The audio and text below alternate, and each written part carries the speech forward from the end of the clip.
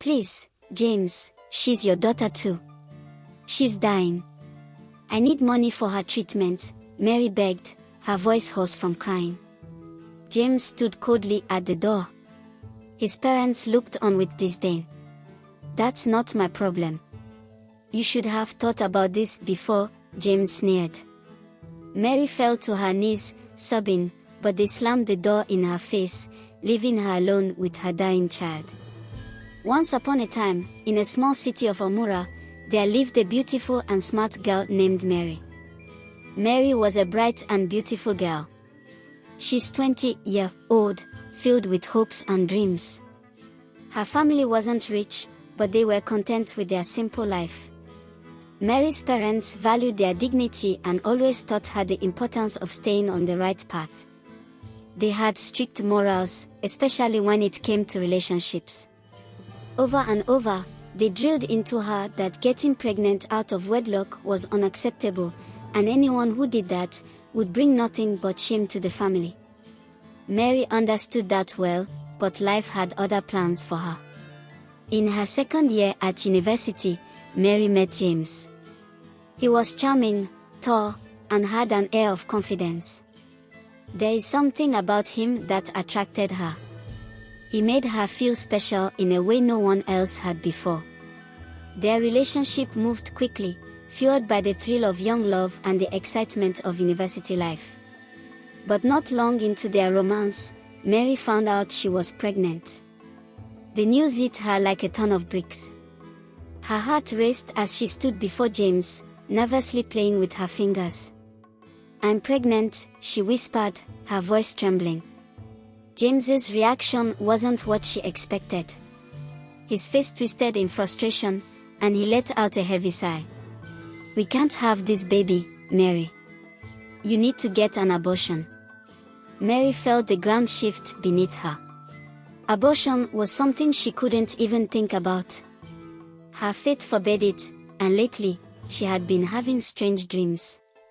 In every dream, she would see herself attempting to abort the baby, only to end up dying. The nightmares felt like warnings, and Mary was terrified. "I can't do it, James. It's against everything I believe in. I know something terrible will happen if I try to get rid of this baby," she said, her eyes filled with fear and uncertainty. James was unmoved. "Well, you're on your own then," he said coldly, leaving her to deal with the consequences of their actions. The days that followed were a whirlwind of fear and confusion. Mary was too afraid to tell her parents, but she knew she couldn't hide the truth forever. When they found out, her worst fears came true. Her father's voice thundered through their small house, "How could you do this to us, Mary? You've brought shame on this family. You are no longer welcome in this house." Her mother's words cut deeper than a knife. "We warned you, and now look what you've done. You've ruined everything. You're a disgrace." Without a second thought, her parents threw her out of the house, refusing to let her return back to the house. Mary was devastated. The life she once knew had crumbled before her eyes. She was alone, pregnant, and with no place to call home. In desperation, she turned to James' family. She thought that, surely, they would show her some kindness since she was carrying their grandchild. But instead, her situation worsened. James' parents treated her like a burden. They insulted her, calling her names and blaming her for everything. They made her do all the household chores, cleaning, cooking, and taking care of them, despite her pregnancy. Mary was forced to live like a servant in their home, enduring their constant bullying and cruelty. One day, after months of suffering, Mary reached her breaking point. She couldn't take it anymore. Tears streamed down her face as she packed a small bag and left James' parents' house, not knowing where she would go or what she would do. She just knew she had to escape. As she wandered the streets, broken and hungry, she ran into an old classmate, Esther. The sight of a familiar face brought tears to Mary's eyes. "Mary, what's happened to you?" Esther asked, her voice filled with concern. Mary broke down and told her everything, how she got pregnant, how James had abandoned her, and how her parents disowned her. Esther listened, her heart aching for her old friend. "You're coming with me," Esther said firmly. "You'll stay with me until we figure this out." Esther took Mary into her home, feeding and caring for her. With Esther's help, Mary gave birth to a beautiful baby girl, whom she named Grace. For a while, life seemed to be getting better. Grace was the light in Mary's dark world, and she poured all her love and energy into raising her daughter. But when Grace turned 4, tragedy struck. The little girl became gravely ill, her tiny body burning with fever. Mary rushed her to the hospital, terrified for her child's life. The doctor's words were like a punch to the gut. "Your daughter needs immediate treatment, but it's going to be very expensive. Without it, I'm afraid she won't make it." Mary's heart sank. She didn't have the money. Desperately, she ran back to James' house, holding her sick daughter in her arms, pleading for help. "Please, James, she's your daughter too. She's dying. I need money for her treatment," Mary begged, her voice hoarse from crying. James stood coldly at the door. His parents looked on with disdain. "That's not my problem. You should have thought about this before," James sneered. Mary fell to her knees, sobbing, but they slammed the door in her face, leaving her alone with her dying child. She tried everything she could to raise the money, but no matter how hard she worked, it wasn't enough. She watched helplessly as her precious daughter slipped away, her small body growing weaker with each passing day. Grace died in Mary's arms, and with her, a part of Mary died too. For days, Mary couldn't stop crying. She refused to eat, unable to think of anything else but the death of her beloved child. Esther did everything she could to comfort her, but nothing could ease the pain. Mary had lost the only thing that had kept her going. With time, as it often does, she began to heal her wounds. After years of struggling, Mary slowly rebuilt her life. She found work, doing whatever she could to survive. She hustled, pushing herself beyond her limits, determined to create a better life for herself. She never forgot her daughter, and every day, her pain fueled her desire for revenge. One day, fate smiled upon Mary. She ran into Angela, a woman she had helped during her university days. Angela had become successful and had never forgotten Mary's kindness. Mary was so happy when she saw her. "It has been a long time since we saw each other," Mary said to her. Angela smiled and hugged her. "How have you been?" she asked. "Life has been so tough for me," she replied with tear-filled eyes. "Don't worry, things will be okay. I am here for you now." "I owe you my life, Mary," Angela said. "Let me help you now." Angela took Mary under her wing and sent her back to school to study. After she graduated from school, she was eventually given a position as a manager in her company. Mary worked hard, determined to make the most of the opportunity she had been given. She rose through the ranks quickly, earning the respect of her colleagues.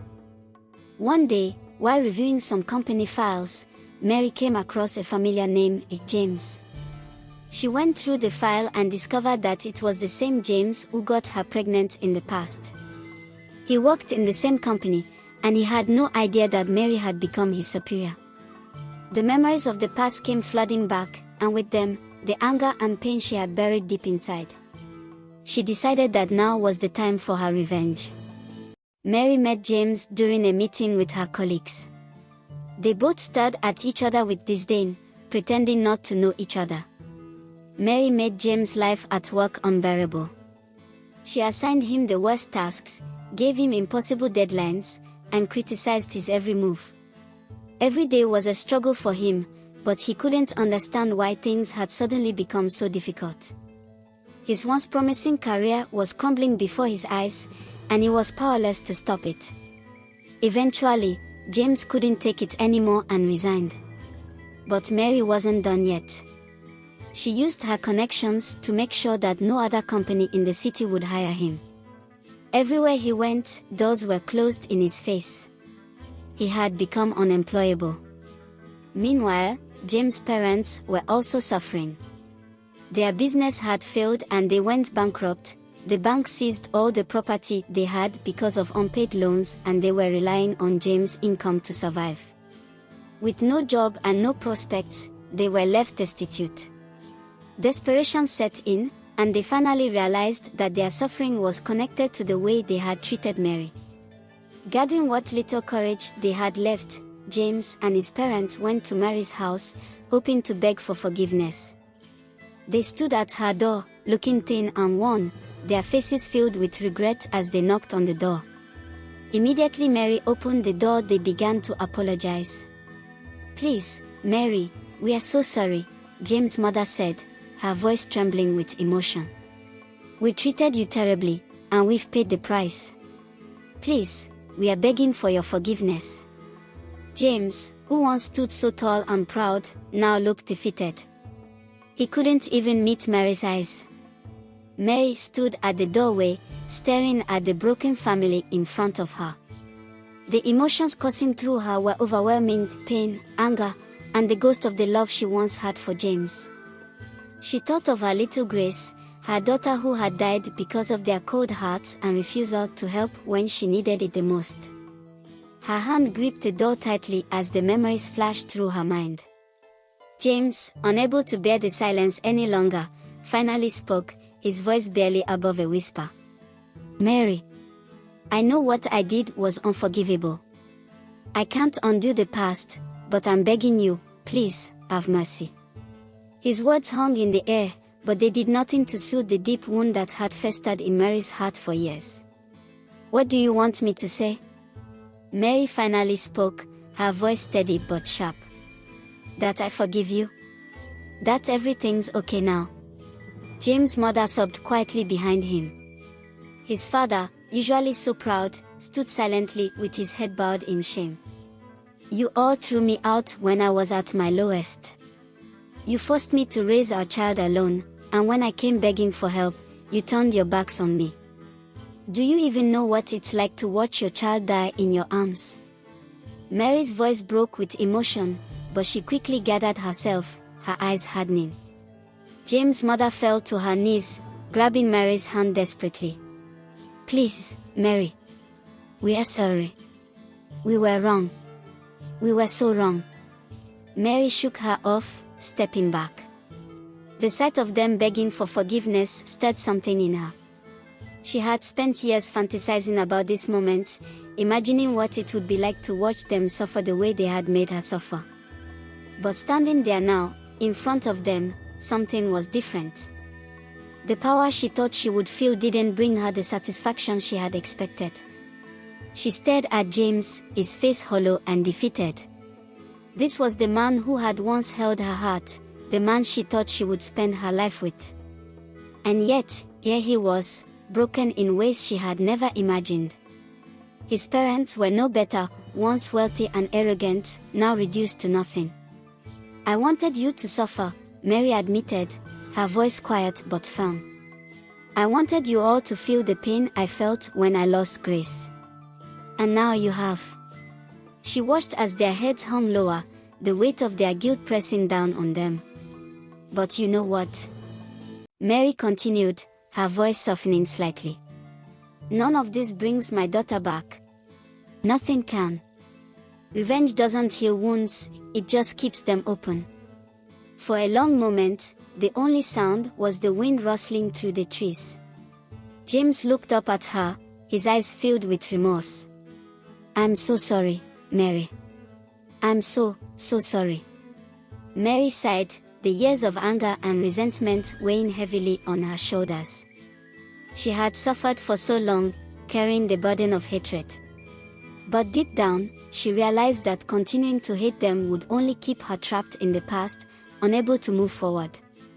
"I'm not doing this for you," she said, her voice low but resolute. "I'm doing this for me.